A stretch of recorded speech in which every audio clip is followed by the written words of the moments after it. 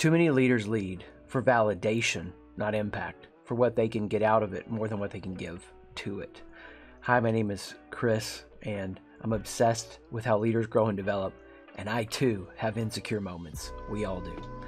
Glad you're here with me now on the Sight Shift podcast so you can learn how to lead for impact, not validation.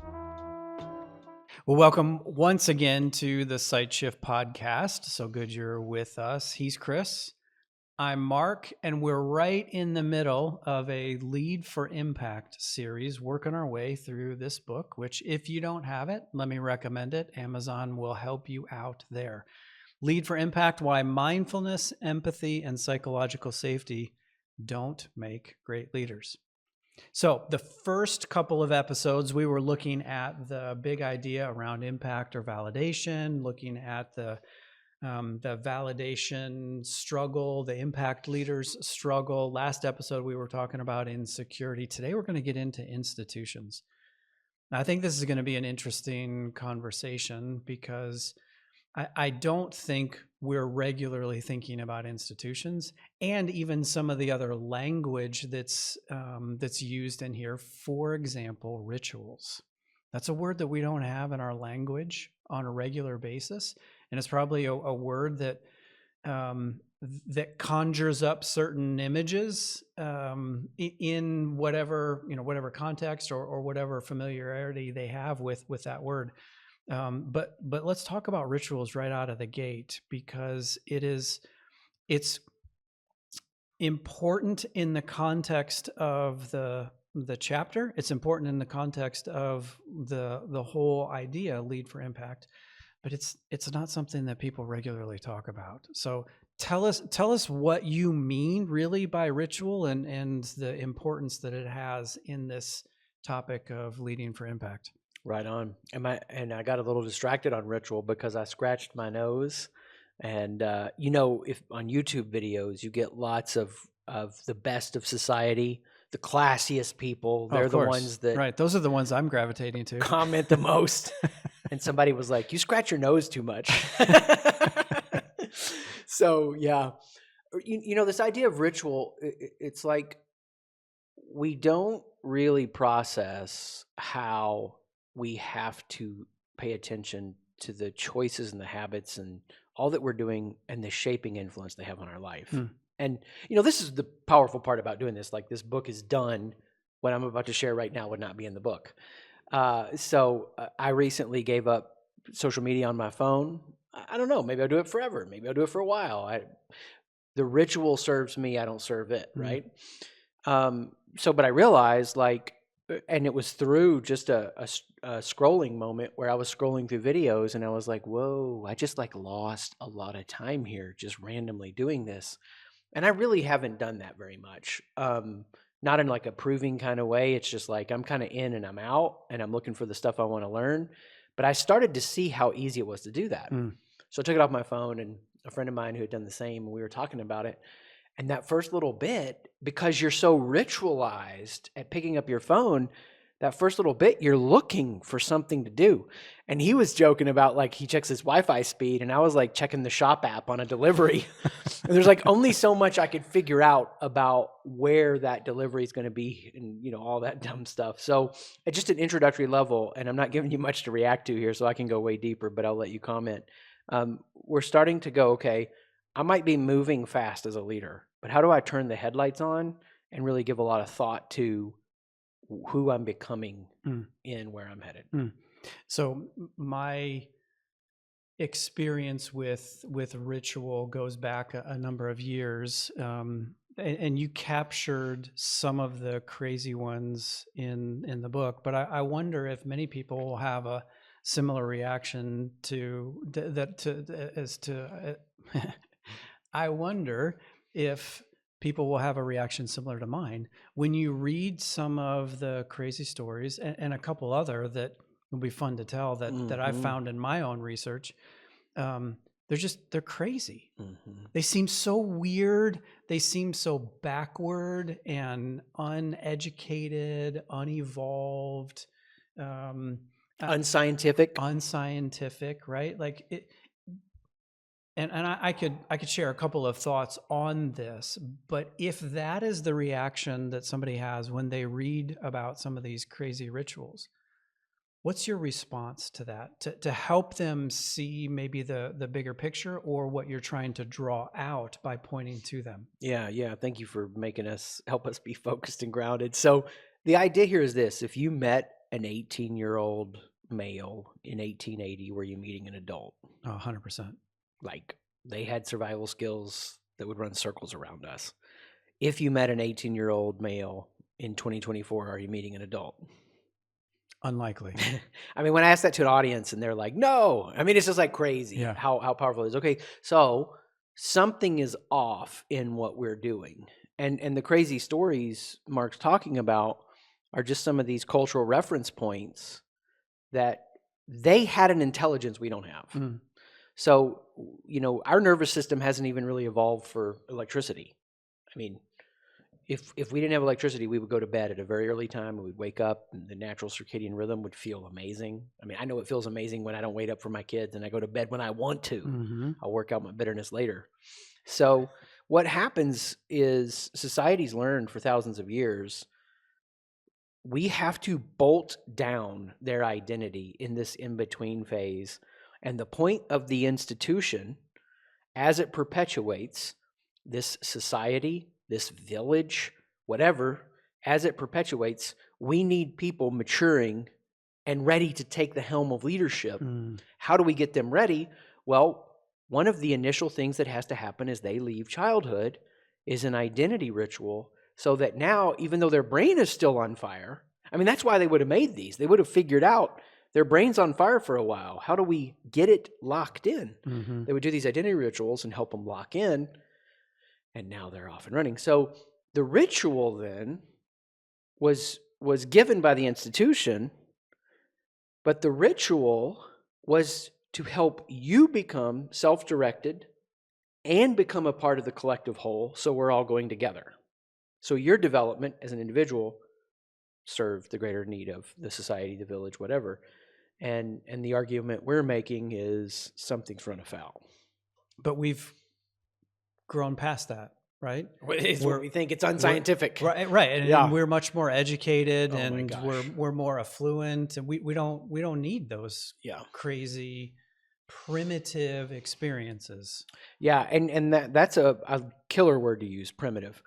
It really, it doesn't like irritate me a ton, but when people are like, but that's not the science. Mm.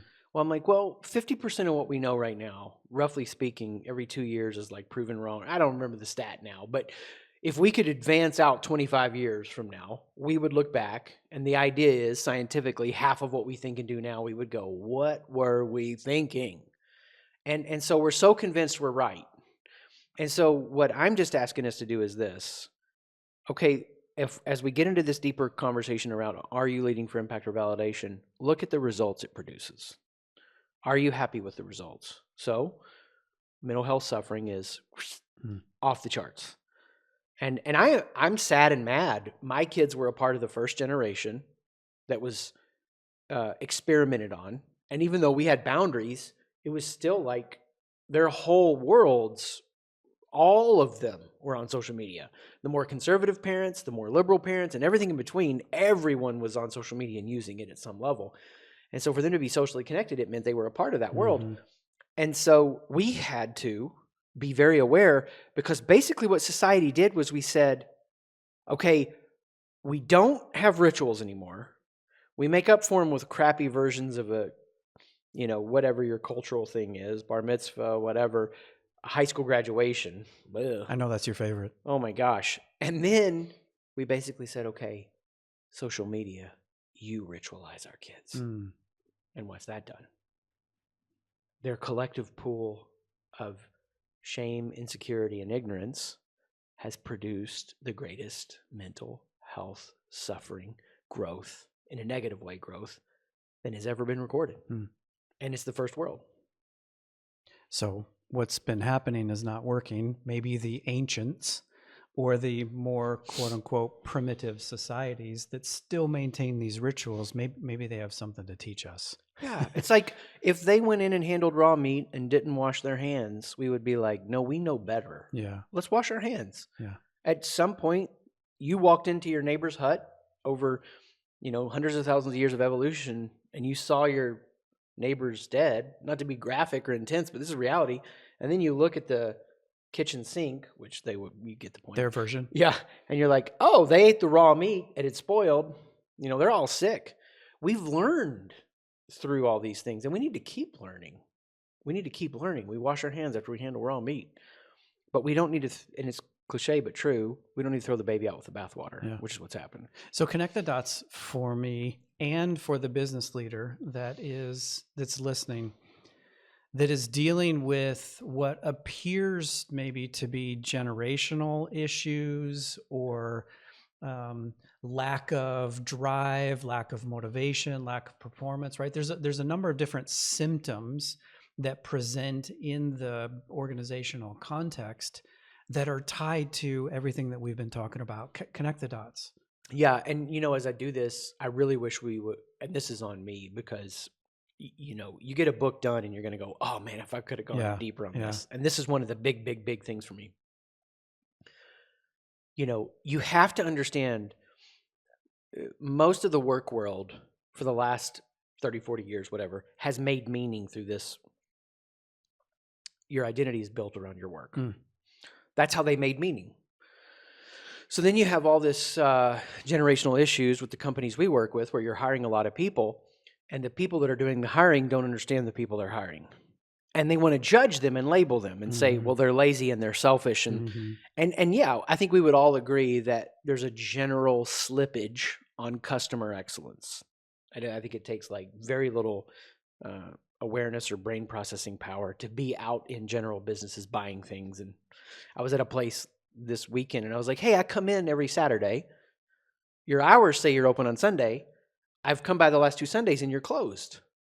I would like to come in and purchase from you on Sunday, Yeah, we don't really do a lot on Sunday. I don't know if we're going to stay open or not. It was just such a lazy, so I think we've all kind of seen that, and we could all, comfort each other with some general malaise around it. But the bigger idea is this. If you think about boomers, they built their identity around work. The shift that's occurred now is they're making meaning differently. Later, or younger millennials, Gen Z, Alpha, they're not making their meaning from having an identity built around work.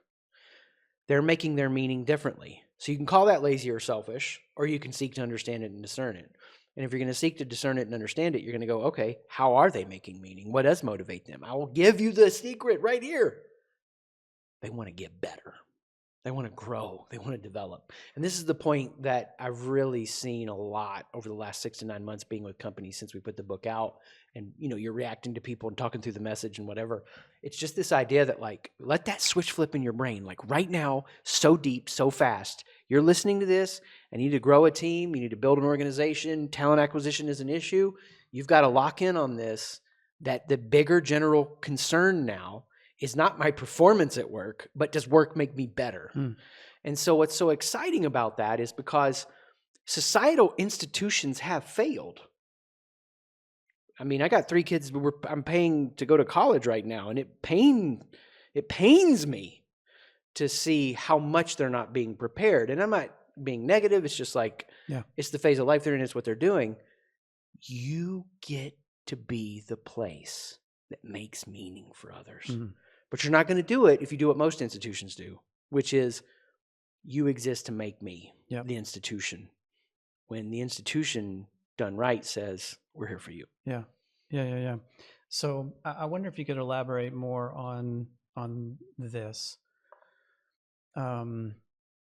Where things are breaking down, where people are going to find meaning, if it's not in the institutions that we've lost faith or trust in, and it's not in the organizations that are just continuing to experience that tension as just generational differences. They don't get it. They're lazy or whatever. Where are they? Where are people going to find that meaning or find that identity today? Two places. There is a dignity in work, and it's amazing when you are a part of an institution that knows how to help you become your best, not just for the good of the institution. But when that doesn't happen, everyone, and this is where it's going to keep heading, they're going online, and guys, stereotypically, guys are going to video games, and girls are going to beauty contests or adventure contests or travel contests or look at my life, am I desirable contest. So, like the game that that they're getting really good at, it's not making meaning from I get better as a human. It's this video game is way more engaging and fun than my BS work. And you're not going to beat the video game if you're not helping people become better.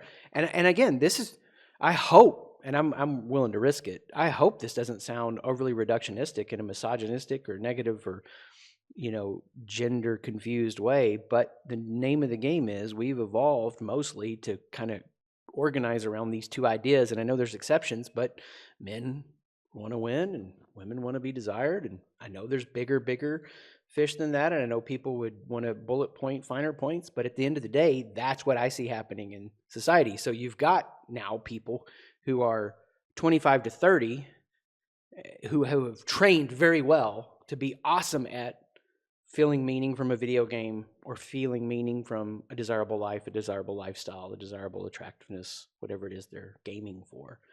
And I know there's a lot more people watching than do that, but those are the ones that are shaping the algorithms. Mm-hmm. So then is it any wonder that in the organizational and the business context, leaders looking to grow, looking to hire, looking to bring on, there is this tension. There's this struggle because the leader, you, the listener, is thinking, I need people. I need people that are going to rally around the cause and help me get to the goal, that they're going to work like me, they're going to care like me, they're going to put their meaning, and they're just not out there. And it's too simple to say they're playing video games or they're taking selfies. But to your point, that's where they've gone. Yeah.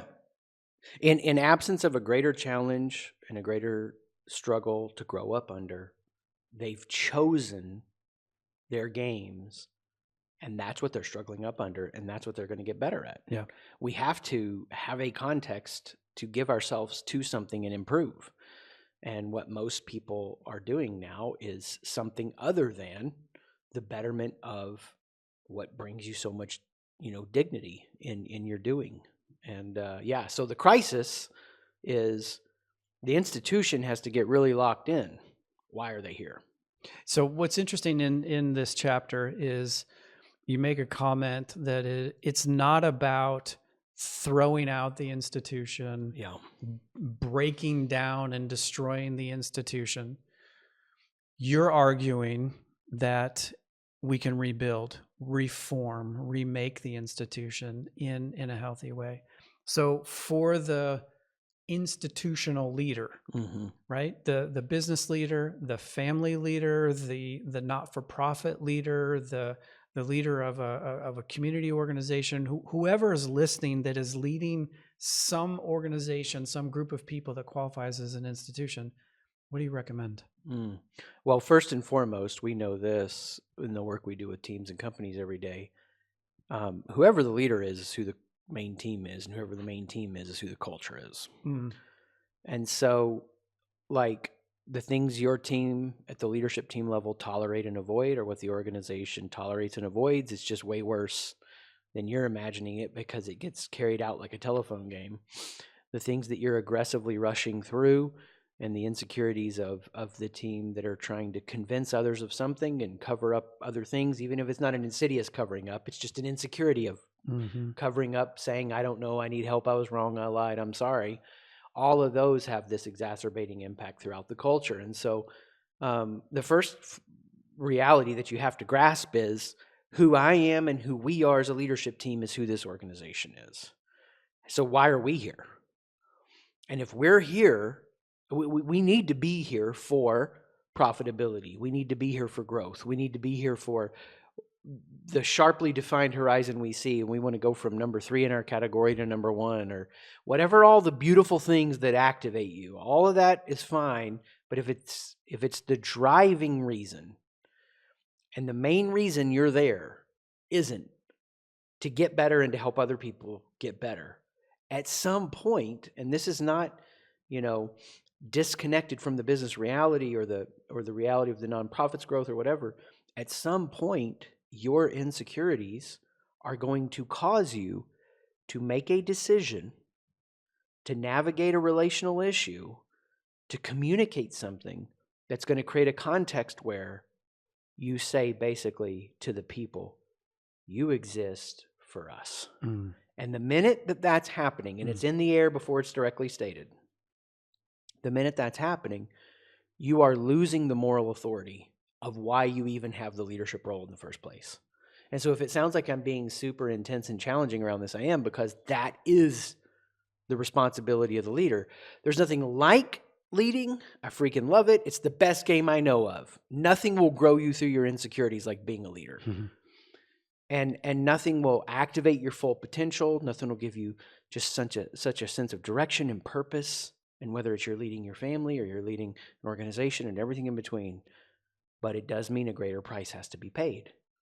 And that greater price that has to be paid is the sacrifice of your insecurities. I cannot let my insecurities have the impact on this team or this culture that create a context where this institution is existing for its own validation rather than impact. That's the idea.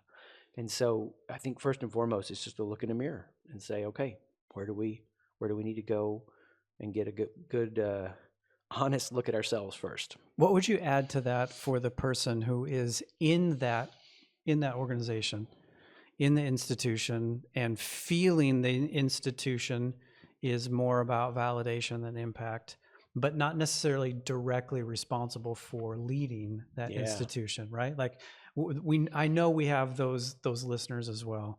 That is an awesome question, and it requires two sides of a coin. You have to make sure on one side of the coin, you're not the kind of leader I've been, where I've been self-righteously convinced from a standpoint of perfection and purity. This is wrong. And most, there are some flagrantly foul institutions. At some level, you could get into the inner workings of Enron and be like, I have had to leave a flagrantly foul organization before because it was the right thing. But there have been other times when I obsessed over the organization's imperfections rather than looking at its overall direction. So I think first and foremost, there has to be a little bit of a gut check, because you could show up as the morality police on this idea. Second, at some point, if you're in an organization that is becoming increasingly unhealthy, and you're not able to carve out a space because you want to take care of your family, that you'll not be degraded and eroded by that. And I understand there are plenty of contexts where that happens in large corporations. But at some point, you have to know this. There's a diminishing return to how much health you can bring. And if the top doesn't want to go there, it ain't going to go there. And you're going to become worse for staying. And so a lot of people in that situation go, man, I kind of need a sign if I'm supposed to go. And I would say this, if you value your growth and development, I would flip that question and go, I need a sign if I'm supposed to stay. Because the lack of health is saying to my health, I need to go. Not encouraging to be flippant, not encouraging to put your family into harm's way, but it would be, I've got to stop hoping for something that isn't going to happen, because that's a false definition of hope. That's another topic for another day. Maybe our next series. Maybe. But instead, I've got to go, okay, I have to be honest about what's happening. I got to stare reality in the face. I got to upgrade how I'm processing this and say, you know what? I want to be a champion player, so I got to be in a champion organization, and I got to be on a champion team. And even if I'm not, on the main leadership team, I want to be in an organization where I know there is a direction of movement here that I can really get behind. And I don't think enough people like you and I see this. This isn't who we work with, okay? But we both have friends like this. That are stalled out mid-level in a large organization, and the spark of vision has left their eye. And if you're okay paying that price, there's no shame here, because you funding a family, I get chills saying it. Hats off to you, mad props. But for some people, that price isn't worth it. Mm-hmm. And so I think that's something you should be honest about. Yeah. Good. So we've been talking about institutions generally across this episode. Is there anything that hasn't been said that you would feel like, man, if we didn't get to that, then we had a miss? Yeah. I think I would say that, like, tied into what we were just talking about, it's so cheesy. I know it, but it's so freaking true. And I have lived it out. Don't wait for the change. Be the change. Yeah. So it's like, I'm going to give you a weird example into this. Okay. I see this all the time with organizations where, like, oh, well, I don't have any money for an administrative assistant. I would go, if I'm in that spot, I'm going to go find that money.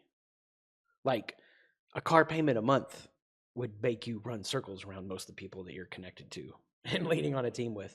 Like, you find a way. Same thing here. If you're in an organization that you think is developmentally not activating as much as possible, light a fire, find a way. It's as simple as getting a book that was helpful to you and saying, we're all going to read it and just talk about it once a week, once a month, whatever. And the cool part about that is you'll get more benefit out of it than anybody else that's in the group. Just by you taking the lead on that, they're all going to grow a ton. And so that's not pie in the sky thinking. That's lived reality. That's what we've both seen and learned.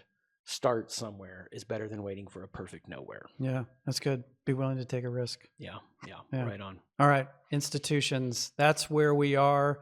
Lead for Impact is the series. So glad you're journeying with us. There is more to come in this series. We're about halfway through.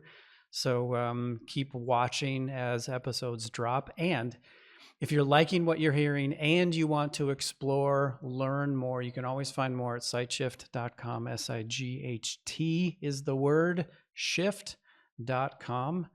Thank you, Chris. I'm Mark. We'll be back with another episode soon. Thanks for joining me on this episode. There's always more for you at SiteShift, SIGHT, shift.com, to be the leader you were meant to be.